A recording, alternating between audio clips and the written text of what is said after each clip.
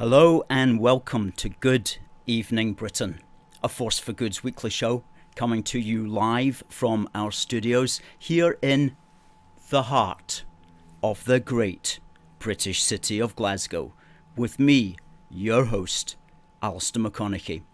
We are broadcasting on all our digital platforms throughout the United Kingdom and across the world.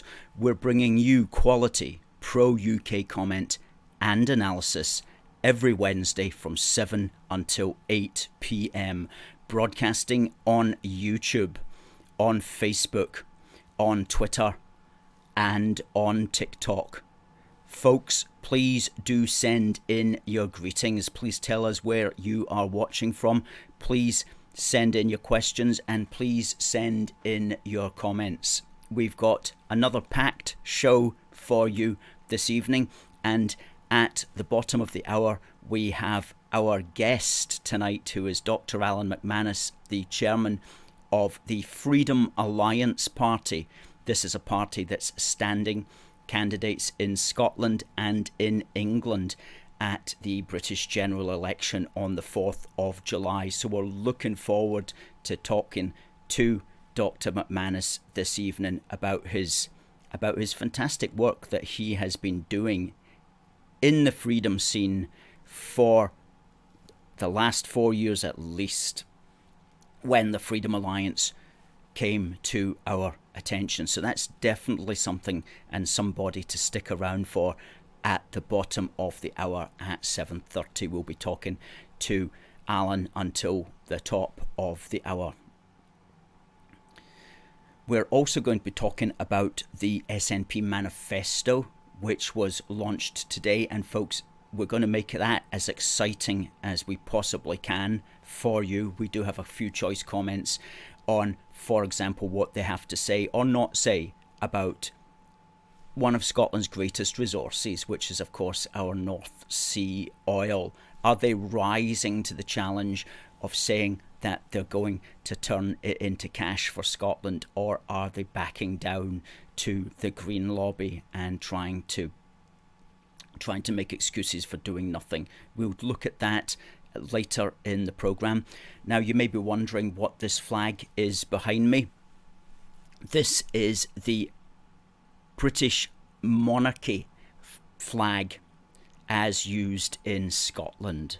Okay, the UK monarchy flag as used in Scotland. The British royal family flag as used in Scotland. And it's quartered with the two lion rampants, the Irish harp, and the English three lions.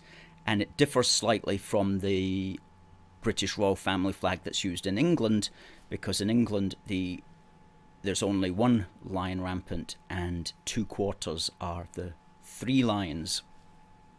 And why, you might ask, have we decided to decorate our background with this today? Well, every Wednesday we're looking about for a suitable date that we can fly a different background, and today is the birthday on the 19th of June back in 1566 of one of the men who has been most responsible for bringing us to the United Kingdom that we know today.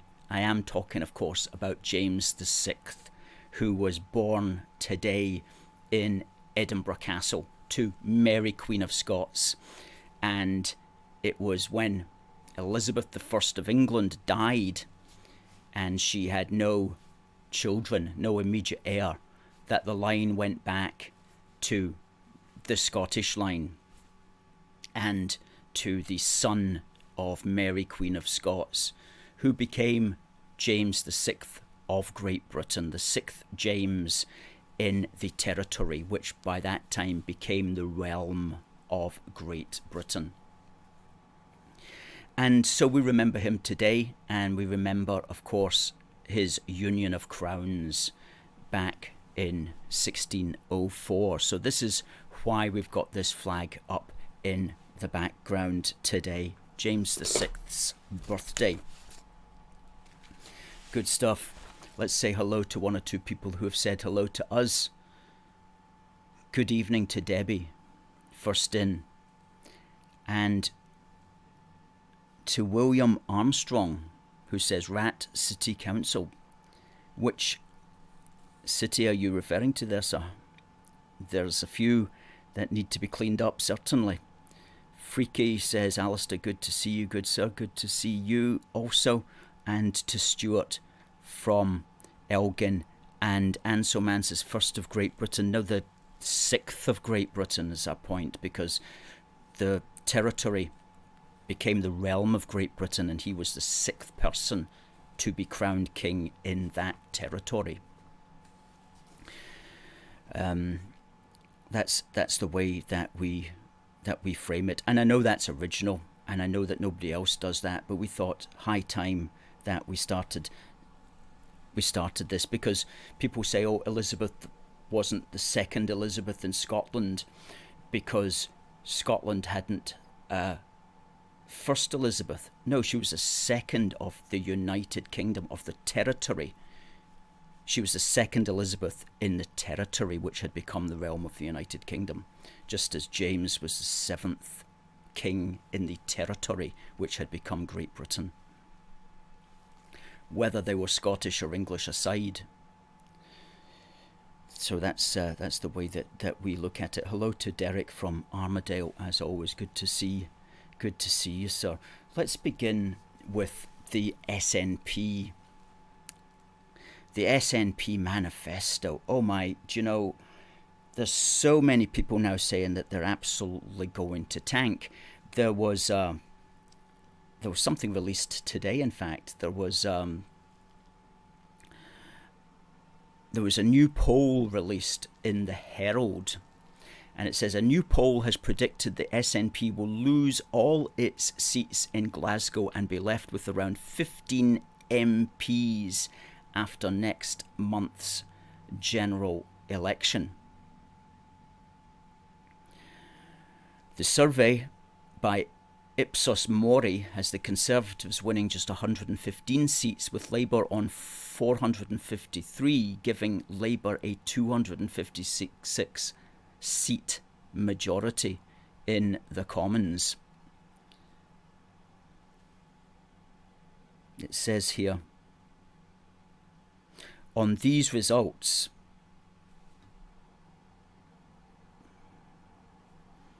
the Conservatives could be heading for their worst general election defeat in modern political history. However, this particular poll actually says that the fate of the SNP is still not very clear. They call it much up in the air, because the data which they're using from Scotland is, guess what, it's not up to date enough because of the problems with the Scottish census. The poll urged caution over its results in Scotland, saying they should be interpreted with particular care because census results have not yet been published at the constituency level, meaning we have had to rely on 2011 census data. Right, that's 13-year-old census data. There's been huge changes in Scotland in the last 13 years. Much of which, no doubt, the Scottish so-called government is trying to hide from us. And so until they get this, they're not clear about the adjustments which they make. As they say, this means the model is working with less accurate population data at the constituency level, and the risk of error is higher. But they're still saying that from what they're working with, it doesn't look too bright for the SNP. Well, there's going to be 57 seats. 57 seats at in the Scottish part of the general election. There's 57 seats. And the SNP have said that if they win a majority of those seats, then that will be a mandate for them to push for a second separation referendum. Well, a majority of 57 seats would be 29 seats. And could they get 29 seats? That would be down like 20. That would be down about 19 from what they are at the moment. Let me just work that one out. They're at 47. Well, it'll be down 20 because they're at 47 just now. So, could they get that? They might. They might get 29 seats. They might get 29 seats because it's not as if Labour's really setting the woods on fire. It's not as if you can detect this big sea change in Scotland that, oh, Labour are so wonderful. Same throughout the rest of the United Kingdom. It's not like people are saying we're all going to vote for Labour because we're totally inspired by it. It's really just voting for the least worst. In England, it's because people are fed up with the Tories and the Tories haven't delivered on anything that they said. And in Scotland, people are just kind of fed up now with the Scottish National Party. In fact, that was actually very clear. And they're fed up with the Scottish National Party because the SNP simply just focuses all the time on independence. In fact, in this article here, it's over for the SNP and voters have finally realised. This was from the 13th of June, a few days ago in the Daily Telegraph. And Alan Cochrane here talks about the programme on the telly where Swinney was lined up with the other leaders, and he got a real seeing to from a Glasgow mother who said that she was sick of him blaming everyone else instead of accepting his responsibility for poor performance in wholly devolved areas such as education and health. The blistering verdict, it says here, of this Glaswegian mother took him by surprise when she insisted that he should accept responsibility for the SNP's failure in these areas, which were entirely the responsibility of his government. She said, quote, "I want a direct answer. Glasgow parents and Scottish parents are sick of you passing the buck. We're sick of hearing it's Westminster's fault that education is in crisis. We're sick of hearing what Labour and the Tories would do. We want to know what you and your party are going to do to fix what's happening in education right now." And when Swinney tried to dodge her barb, this lady shouted out, "Stop passing the buck." And of course, Swinney responded by saying, that so-called independence would enable him miraculously in some way to tackle such problems in a way that he's not able to tackle it at the moment, even though education and the NHS are wholly devolved. So, as somebody else shouted out at him in the same programme, "Tidy the flat before you move out, John." So the SNP really are kind of getting it in the neck. But whether that will be enough to reduce them to 28 seats. Okay, 28 seats would not be a majority of seats. It would still probably work out that they'd be the biggest party, but it wouldn't be a majority of all the seats. Will that happen?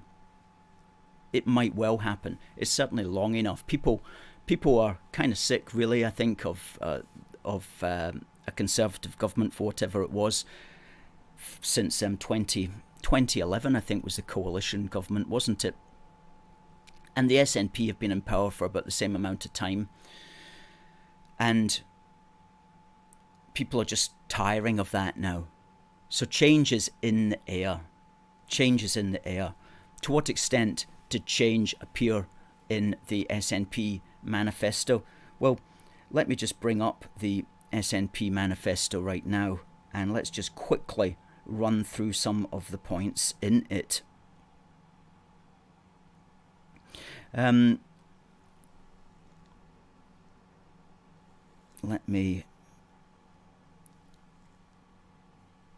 find it. Where are we?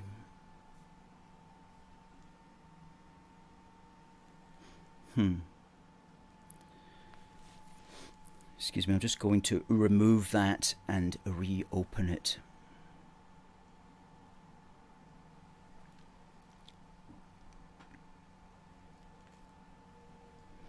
Okay.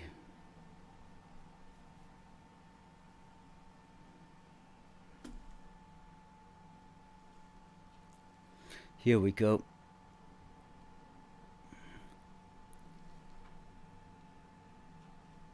Vote SNP for Scotland to become an independent country. Now this is interesting.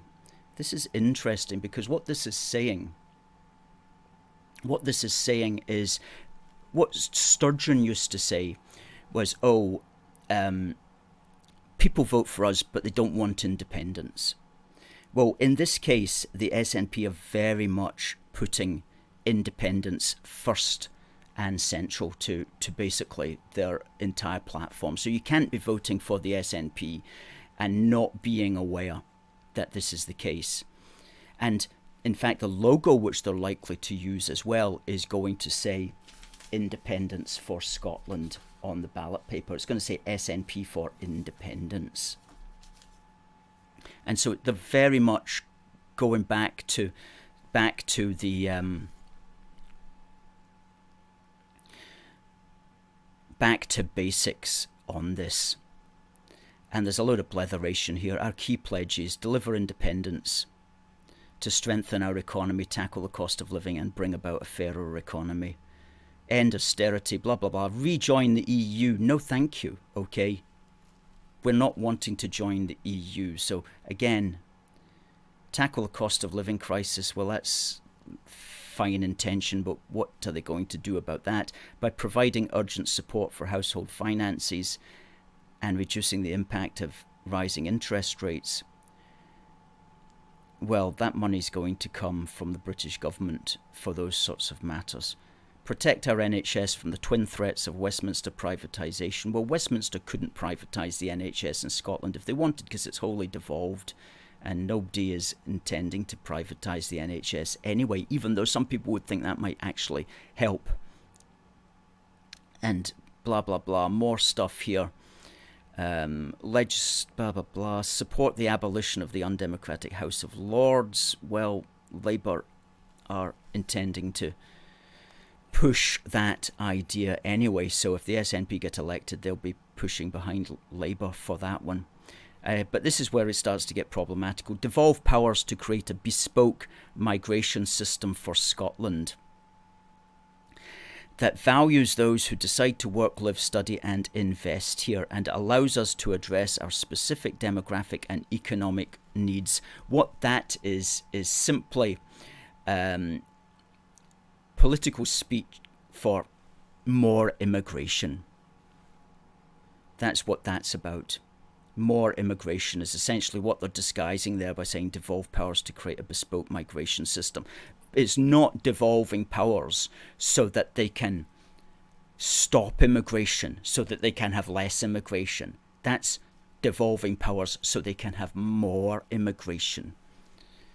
And this is what the SNP will do. That's what the SNP want. And you know what? Labour might even be stupid enough to devolve those powers to the SNP. Scrap Trident. Well, that's one that we've certainly heard before. Nothing new there. Increase maternity pay. Defend free university tuition in Scotland. It's really just all the old favourites.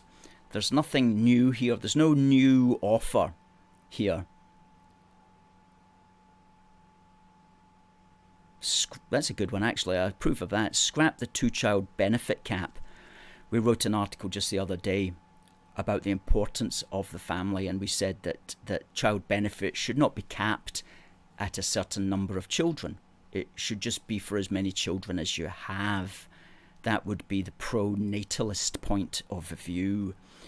And especially if it's said that we need more people, which we don't necessarily, but certainly encouraging Scots to have children is one way of dealing with that, rather than bringing in people from abroad. Why in an independent Scotland, decisions about Scotland will be made in Scotland for Scotland. Well, guess what? That's already the case. Okay, we already make decisions in Scotland about Scotland, in Scotland. In fact, we're making one on the 4th of July, and everybody who is involved in the British general election is, in their own way, making a decision about Scotland, in Scotland, for Scotland. So that sounds clever, but it's no different from what we're actually doing right at the moment.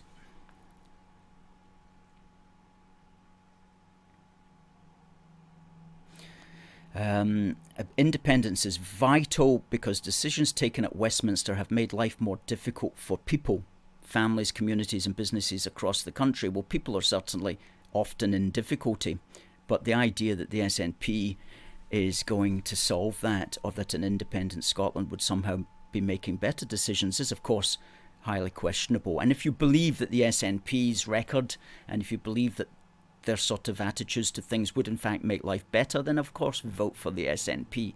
But I don't see any evidence that they are likely to make better decisions for the families, communities and businesses across the country. Ending austerity, taxes, prioritising public investing and Brexit. Just blah blah here about rejoining the EU. Nothing that we've not heard before.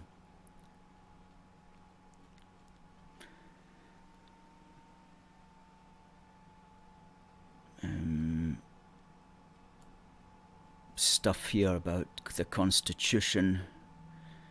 And then here we get into the big thing, which is whether or not they're going to support North Sea oil and gas in the manner that they used to do so. And what we're discovering here is that they have no new plans to do that. The most they're going to say about supporting the oil and gas industry is that they're going to take an evidence-based approach to oil and gas. Whatever that means. The UK government is the decision maker on these new licences. We believe any further extraction must be consistent with our climate obligations and take due account of energy security considerations. Decisions must be made on a rigorously evidence-led case-by-case basis through a robust climate compatibility assessment. So it's all about believing in the net zero story, and they're going to make rigorous evidence-led case-by-case basis on whether a license should be given or not. Well, let's make a rigorous evidence-led case-by-case basis on the SNP's record to date, and I think we'll find that it's not particularly impressive. So that's all they're going to say about oil and gas, other than supporting a just transition, which is their euphemism for transitioning Scotland from an energy-rich country to an energy-poor country, from a warm country in winter to a freezing cold country where you have to impoverish yourself every time you put on the heating. That's what they call a just transition. They're good with words, good with disguising the consequences of their policy through clever words like just transition. If they said support the North East in our efforts to make Scotland much colder during the winter, it wouldn't have such a snappy feel about it. And here we go, surprise, surprise, rule out new nuclear power plants in Scotland, because the last thing we want in Scotland is clean energy, apparently.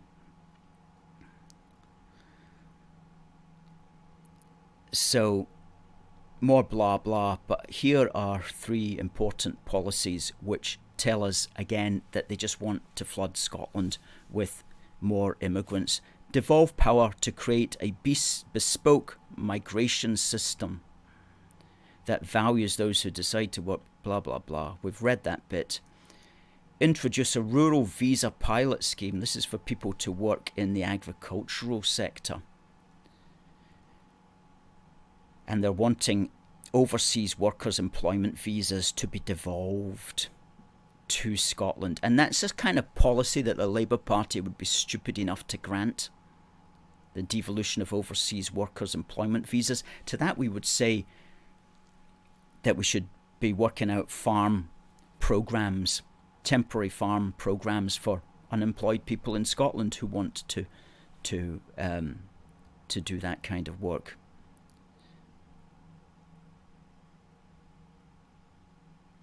Until then, it is vital the UK government acknowledges the distinct demographic challenges we face in Scotland and introduces a pilot to mitigate against labour shortages as a result of hostile immigration policies. Hostile immigration policies? There's literally 1.2 million people came into the UK as long-term immigrants in 2023, and the SNP calls this a hostile immigration policy. That tells you where they actually are. If they think importing 1.2 million people is like racist and hostile, then that just shows how extreme the SNP is. Mitigate the harm of what they're calling Brexit on productivity by reviewing immigration rules and expanding shortage occupation lists. No, we've looked at that before. This idea that there's shortages, there's always going to be shortages.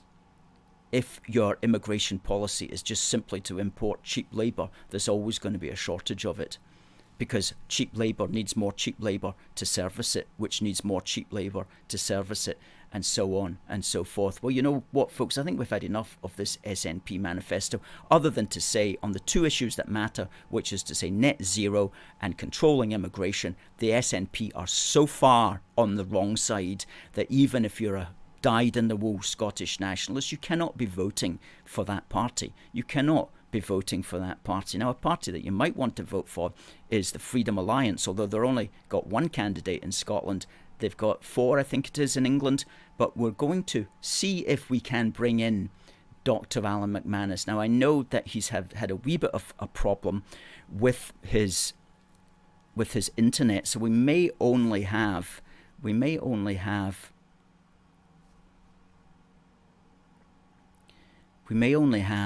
the sound, but we'll see.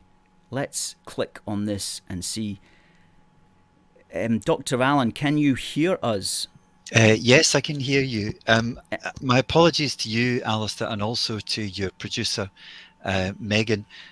The thing is that I don't have a camera on one device and I don't have a microphone on the other device, so this is why there's two of me. You should be able to see me, but that's okay. We've got a kind of fuzzy look here. Okay. I don't know why that's. I've got my camera in front of me, but my phone in front of me, but that's it's not working. Right. Okay. Right. You might have to just imagine me and just hear my voice then. We'll imagine you, but before we imagine you, we'll put up a photograph of what you actually look like. Okay. So that people know. There we go. That was this. In fact, we could. Well, that's Dr. Alan McManus speaking at a Force for Good's free speech rules rally on the 20th of April this year, when the Humza Yousaf had his own anti-free speech rally at the other side of the square, and Alan gave a fantastic speech for 15 minutes, which is on our YouTube, and we'll put out the link to Alan's speech where you can see him in his full glory on our YouTube page. And so there's another picture there of Alan as well, and there he is as well. Very good speech. Thanks for that. Alan, what I'd like to talk about here is if you can just tell us what is the Freedom Alliance, for those who have not heard. It is a political party. How did it start? What was the motivating reasons behind it? Well, it started like many good projects in the back room of a pub, and this pub was in Yorkshire, and there was a few people got together and in 2020, and they were really fed up with the violation of civil liberties that was happening at that time, and they were only going to be, to use your phrase, a force for good in that region. But then they decided that they really needed to expand, their manifesto, and there was lots of other people who wanted to join in. There was a lot of Scots, actually. So at first, it was a party based in Yorkshire and Scotland. Then people from all over Great Britain joined in. Not Northern Ireland, because there's a sister, not exactly a party, but a network of independents called Freedom Alliance Island of Ireland, who are a similar party, not quite the same, but similar. So we're not established in Northern Ireland. Anyway, since then we've stood hundreds of candidates in local elections and in devolved elections and in parliamentary elections. And we've always had a good relationship with other freedom parties in England and Wales and Scotland, among them your own, Alistair, more recently. And I think people are just, people are fed up of the uniparty, of the, two cheeks, same posterior choice at the polls, and of people who are career politicians who just do not care and who lie. And we try to just be ourselves. If we don't know something, we'll say we don't know. We call ourselves a listening party. We don't pretend we have all the answers, because we don't. And if you've got a better idea, then we'll listen to you and hopefully learn from you. Mm-hmm. Yeah. And you have built, was it originally started as an actual political party, or was it just a kind of movement? It was kind of a movement at first, but then it was first registered in 2021, and since then we had to re-register recently for a technical bureaucratic reason, but basically it's the same party since 2021. I think that some people in the party struggled a little bit with the requirements of the Electoral Commission, and last year we had quite a lively discussion between people who were more interested in direct democracy and more other people who are more interested in representative democracy. And some people eventually left, and we have very good relations with almost every single person who's ever been in the party executive. They may be standing as independents, they may run an independence network, or they may have started another party, but we get on well. Good. How I looked at to see how many people that you're standing, and am I correct in saying there's is there 5 or 6 of you? Yes, there is 5 or 6 of us, and it depends how we count them. So what we've got in Birkenhead, we've got Catherine Evans. In Newbury, yep, you've got it there. We've got Earl. In Wallasey, we've got Ian, and North East Derbyshire, we've got Wes, and Mark is in Paisley and Renfrewshire South. And Vanessa is in Honiton and Sidmouth. Again, for a technical reason, she's standing as an independent. It just wasn't possible to sign her up in time. And I'm also standing, but not as a parliamentary candidate, in Kintyre and the Islands on the 18th of July. So those are all our current candidates. That's interesting. You're saying that you're standing in as a council candidate. Yes. Kintyre and the Islands. Now, that's, what area would that be then? So that's Argyll and Bute. So last year I stood for South Kintyre, And I made a little bit of electoral history, apparently, according to the returning officer, because the qualification that I used, as you'll know, Alistair, having done this in the past, there are 4 qualifications for standing. It's your main place of work, or that you're a registered voter, or that you have premises in the council area, or that, I always forget the last one. There's one that's similar. Uh, Or that you something. live there. Yes. That you reside there. Yeah, I think those are the 4. So basically, I have a little boat up in Portavadie in All right. Marina, which is just across Loch Fyne from Tarbert, and which is on the Kintyre Peninsula. So I use my boat, specifically the mooring, since it's in land in Argyll and Bute, and that created a bit of a legal precedent. Because I basically argued, I'm occupying land as an owner, or as a tenant, All right. and they accepted it. And I must say, generally, the councils, even though I often have a harsh word for councils, but the attitude of council staff towards small and independent parties, small parties and independent candidates, is very, very welcoming, and I really can't praise them enough. Good to hear. Good to hear. That's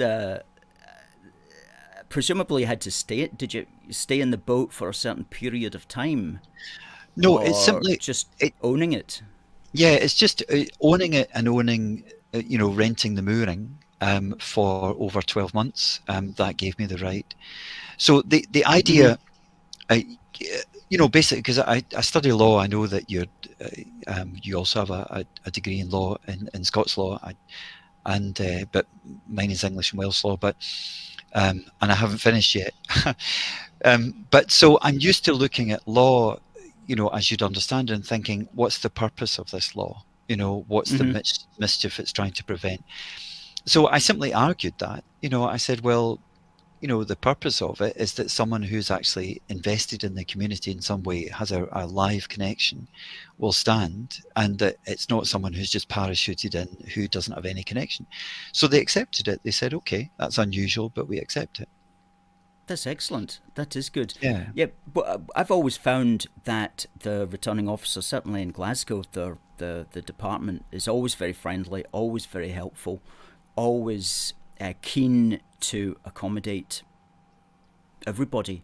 They're not hostile to parties which are not, the main ones that govern the council. They're very, very open to it, and that's one of the good things about living in the United Kingdom for now. Anyway, is that our democratic system still seems to work fairly well, and we've looked at this before, and there are elements that are beginning to kind of creep in and corrupt it. From my point of view, I think the postal vote is a real problematical vote, because for example, just in many ways, for example, today and yesterday, postal votes started going out, and people have already voted. I've seen on people on Twitter saying that they've already voted and they've put their vote in the post.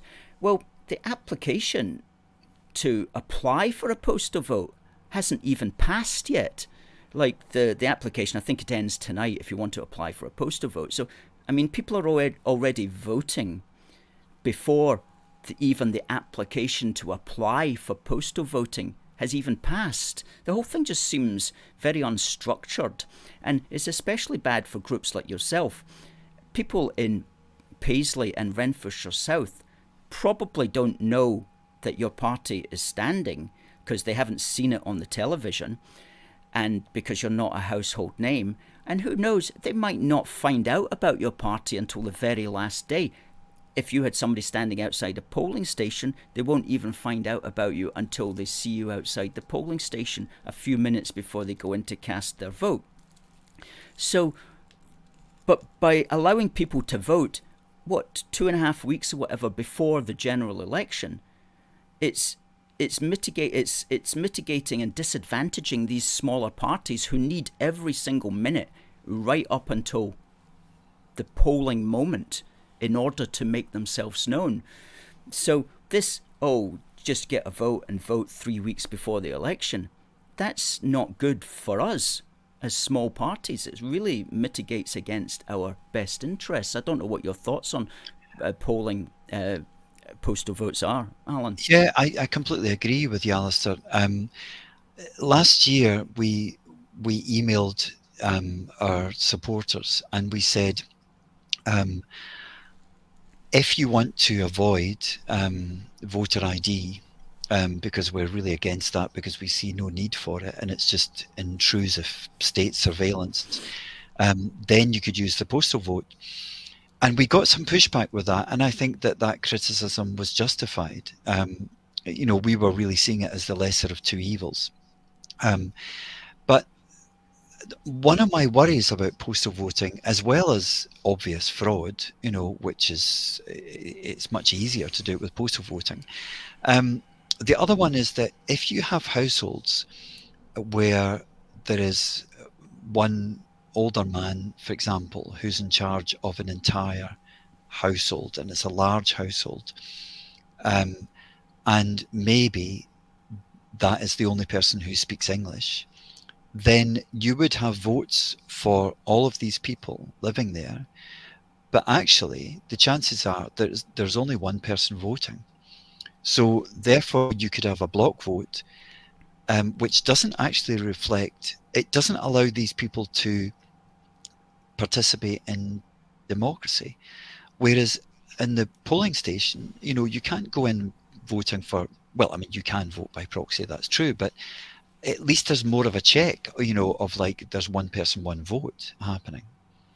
Oh, absolutely, absolutely. And another point of that as well is, if you're living in a student flat, as some of us have done in the past, and there's maybe 3 or 4 of us, and 3 or 4 ballot papers come in, and one person is the only person that's interested in politics, and there's the other 3 votes there, the other 3 guys can say, oh, we're not interested, you just vote for us, Jimmy.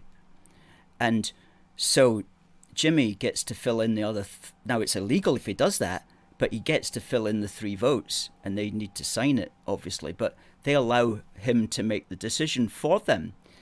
And you get other couples that do that, like maybe the man's not interested in politics, and the woman goes, oh, you should vote, Jimmy, you should vote. And he goes, oh, you just vote for me. Again, it's illegal if they do that, but that's totally against the spirit of democracy, and it encourages that. Postal voting encourages that kind of behaviour, which seems just wrong. And we say, yeah, postal voting if you're out of town because of work or holidays, then sure, apply. And or if you're in some way disabled and you can't actually make it to the polling station, or you're particularly elderly and you don't have any other way of getting to the polling station, sure, that's how it used to be.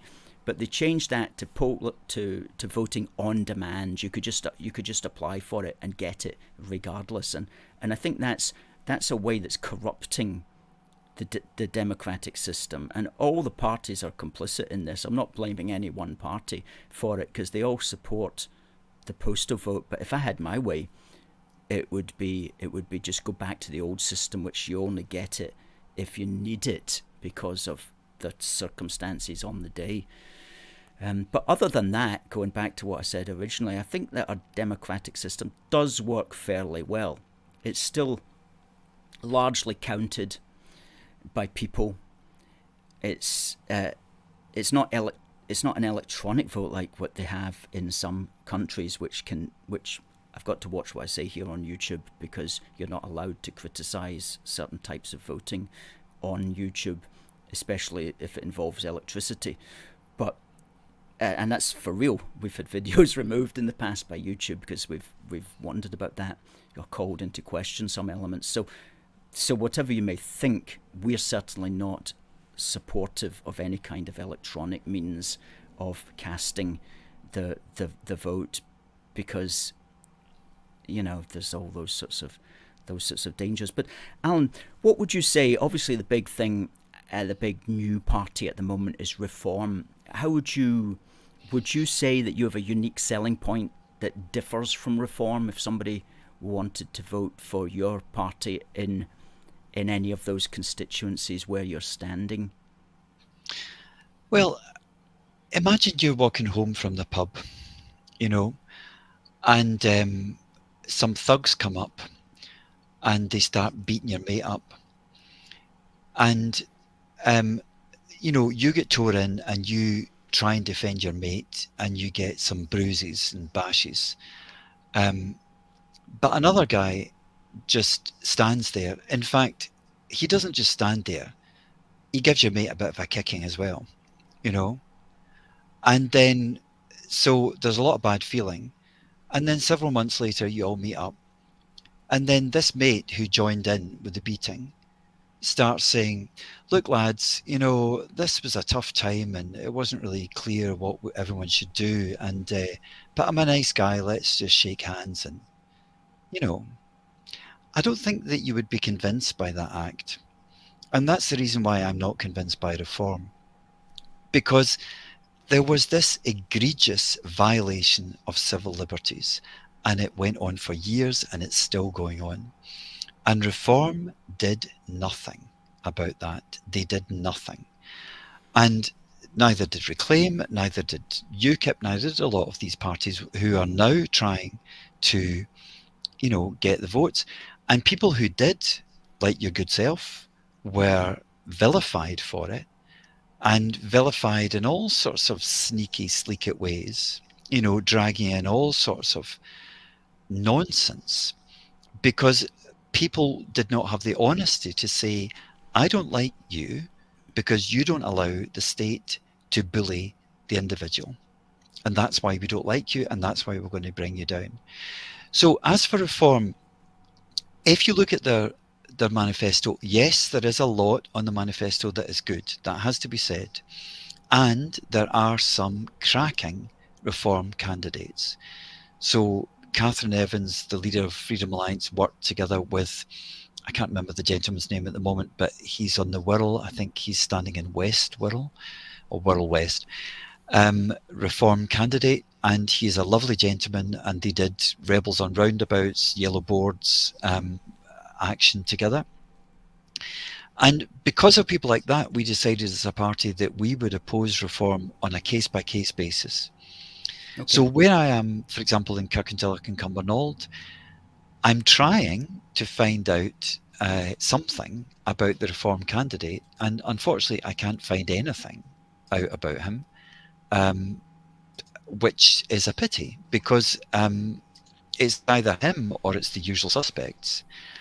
And I've tweeted reform and they haven't said anything. So I don't know. Billy Ross is his name. And on Who Can I Vote For, there is just nothing. There's nothing about him. There's only something about reform. So I don't find that helpful. So if anyone knows something about Billy Ross, please get in touch and tell me, because I may want to vote for him. I think I do know who that is. Okay. Yes. Is it? I'm looking at Billy Ross to contest Bellshill by-election for the British Unionist Party on the 29th of May 2023. If it's that Billy Ross, he's a thoroughly good chap. He's a British Unionist. If it's the same Billy Ross. Oh yes, yes, and that says Bellshill. So I mean, that's it must be him then. I've just looked up Who Can I Vote For, and it was him. Okay, well that's good, because actually I was in Bellshill supporting our candidate, and had we known that they were standing, then we would have wanted to talk to them, because I didn't realise that there was an awful lot of shared agenda.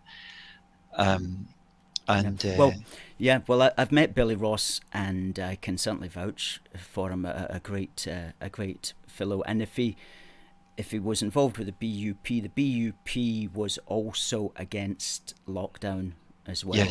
Yes. And so, and the BUP themselves are standing. In fact, there's quite a plethora, as they say, of candidates standing. Let me just fire up the thing here. Get rid of that banner there. Here we are. Scottish Libertarians 4, candidates Trade Unionist and Socialist Coalition 4, Communists 3, Socialist Labour 3. Goodness me, that's quite a few different variations on the left. And then you've got your variations on the other side. UKIP standing 3, British Unionists standing 2, SDP standing 2, Sovereignty, that's a new Scottish Independence Party, so I believe, standing 2, George Galloway's Workers' Party standing 2, your good self with the Freedom Alliance standing 1 in Paisley and Renfrewshire South, the Heritage Party standing 1 in Dumfries and Galloway, the Liberal Party, and the Socialist Equality Party. Liberal Party in East Renfrewshire, yeah. Unfortunately, they're opposing Colette Walker of the Independence for Scotland Party. For me, to be honest, constitutional things are on a bit of a back burner for me at the moment. But I like Colette Walker because she knows what a woman is, and there's not many politicians that do. And she has very bravely said this, and her stance on that is a bit clearer than Alipa's stance, which is a bit shaky, Yes. So strange that such obvious, commonsensical points of view would somehow become, major points of difference. How could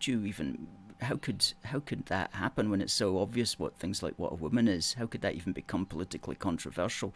Seems kind of ridiculous. And that's the breath of fresh air that we get from the Freedom Alliance, for example, because you mentioned that some of the reform people were for the lockdowns, but of course so were the Labour Party, the Tory Party, the SNP, the Liberal Democrats and the Greens. And for me personally, that means I couldn't even conceive of voting for them, because if they've done it once, they'll do it again.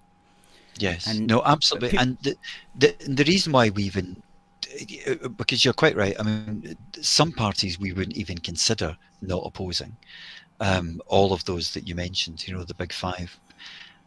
Because they have no redeeming features whatsoever, whereas Reform does, so that's the position. You mentioned sovereignty. Sovereignty are actually interesting. They are a Scottish Nationalist Party, but their take on it is that they want independence from Europe as well as independence from Westminster, and they're awake. Yeah, and David McCutcheon, the leader, very intelligent gentleman. He actually is an expert in Old Church Slavonic, and very modest gentleman. You wouldn't know that.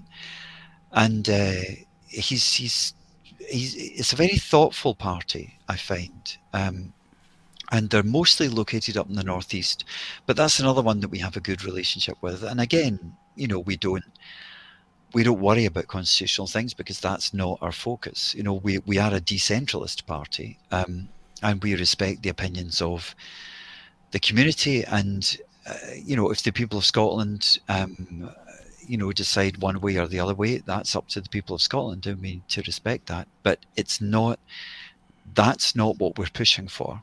Because there are other things that we need to worry about. Absolutely, that we shouldn't forget about. And it involves all of these things related to that period of time that happened in 2020 and 2021, and which we still have to, as far as broadcasting on YouTube is concerned, we still have to be careful what we even say about those things, because I know you've opposed the hate speech laws, but the way they do it on YouTube is that they just make a long list of things that you can't talk about, including opposition to what went on in 2020 and 2021, but all of that is still there, and some of us remember what happened yesterday and last week and a year ago, and we've got the detailed files on it, and we're not going to forget about it in the way that so many people unfortunately sometimes do. Alan, we're coming to the top of the hour. I'd just like to remind our viewers that you're Dr. Alan McManus of the Freedom Alliance, and you're standing in these seats in Birkenhead. Let's get rid of that Free Alliance banner along the bottom, please. You're standing in Birkenhead, in Wallasey, in Newbury, in North East Derbyshire, in Paisley and Renfrewshire South, and you've got a supporter standing as an independent in Honiton and Sidmouth. And these people are definitely somebody to consider voting for if you're in any of those areas. Now, if people want to get in touch with you, we've got a couple of Twitter addresses now called X, so they can contact the Freedom Alliance or follow the Freedom Alliance at x.com/UK Free Alliance, all one word. And your personal is x.com/gumptionology. That's gumptionology. Tell us how you came up with that. Well, I think it was 1990, I read the book Zen and the Art of Motorcycle Maintenance. And I don't know why I read it, and it took me decades to try and understand it. Written by Robert Pirsig, it was taken as a hippie classic, very misunderstood. Eventually, because I couldn't understand it, I did a PhD on it, which is a good idea to do if you don't understand something, because you spend a lot of years thinking about it. Crikey. Yeah, and it's basically, in a nutshell, what it says is that in the West, we've tended to split consciousness between a functional view and an aesthetic view. And in Eastern countries, they don't tend to do that. There's a more unified view, and that we can learn from that. That's really in a nutshell. So what I did was that I took that idea and I applied that to education. So my PhD was in the philosophy of education. Okay. And Pirsig uses this word gumptionology because he has a Scots background, a Swedish background, but someone in his family was Scots, and it's this Scots concept of gumption, which is kind of get up and go and enterprise and can do and all that stuff. And he basically says that when we're approaching a task, the most important thing to have is gumption, right. And that so it's been interesting for me, I think, because I wasn't really brought up to love the machine, to love technology and bureaucracy and systems and all that kind of thing. That I was a bit more free flowing than that. So this was quite difficult for me to try and come to terms with. But actually, it's been good for me to look at all that stuff, and especially now studying law, because as that phrase says, you need to look for the loopholes. Mm-hmm. And Mm-hmm. only when you understand the system can you see the loopholes. Yes. Well, I'm so glad that you've had that journey, and it's so wonderful to know you as a supporter of not just a force for good, but of freedom as well, because goodness knows we need more people like you and your colleagues in Scotland and in the United Kingdom at this moment as we enter what could be perilous days in some ways, but which will always no doubt be interesting as well. And just before we go, you're also on tiktok.com /Freedom Alliance. So, Alan, thank you very much for everything, and we will speak again. Any final words? Just thank you so much. This was an unexpected friendship, Alistair, and it was just, I've told everyone about speaking in George Square. I said, I stood up there, I said, my name's Alan McManus, I'm Roman Catholic and I'm an independent supporter. And I got the warmest welcome from all these unionists. Why? Because they were truly interested in free speech. And, something came to me today, and it was about the word Protestant, because as I'm sure you'll know as a student of history, that the word Protestant comes from the Protestant League of German princes, and that what were they protesting against? They were protesting against religious intolerance. So the root of Protestantism is religious toleration. And that's one of the glories of the Reformation that I think that we Roman Catholics would do well to remember and to celebrate. So I'll leave you with that. Well, thank you very much. Very, very thoughtful point, Alan. Good stuff. Well, we'll say good night, and I wish the Freedom Alliance the very best, and I wish you the very best when you stand in Kintyre and the islands in July as a council candidate. So thank you, Alistair. Thank you to you, and thanks to Megan too. Cheers. Bye. Bye.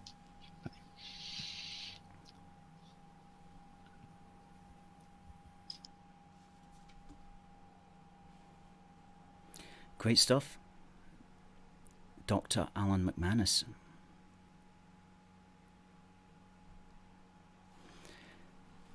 Now, that was a good show.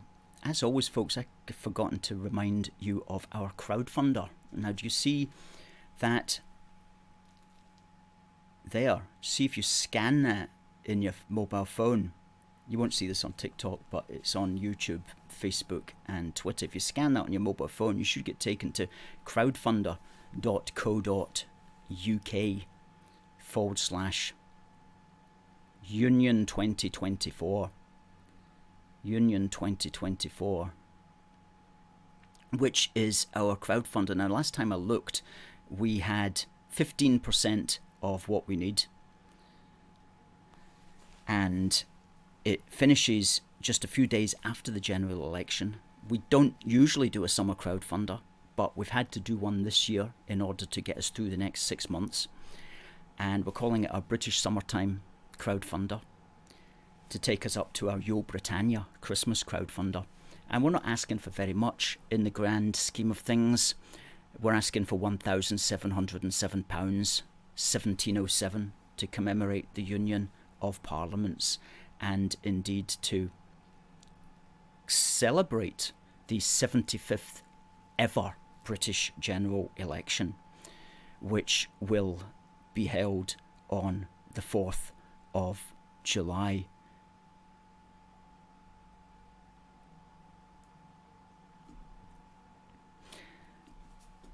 Anselman says the Sovereignty Party seems to be a fragment of the disintegration of the SNP. I think that's correct, in the sense that I think the people that I know of who are in it are certainly not happy with the direction of the SNP, certainly as far as membership of the EU goes.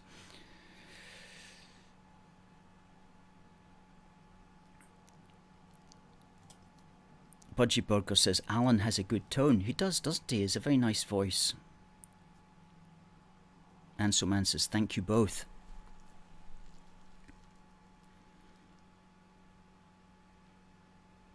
Catherine says thank you, Alan.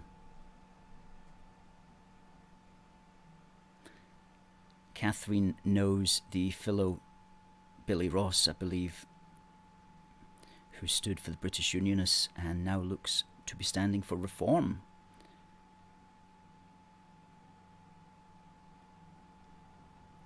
Freddie says, well done, gents. Couldn't agree more. Absolutely. Catherine says something that we can all agree with. Let's get the SNP out. Goodness me, yes.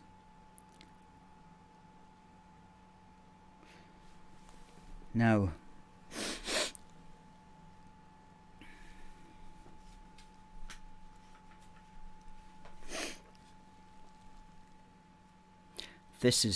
we've got 5 copies of these left now. We're down to our very last, and this is the special edition that we made last year of our magazine to celebrate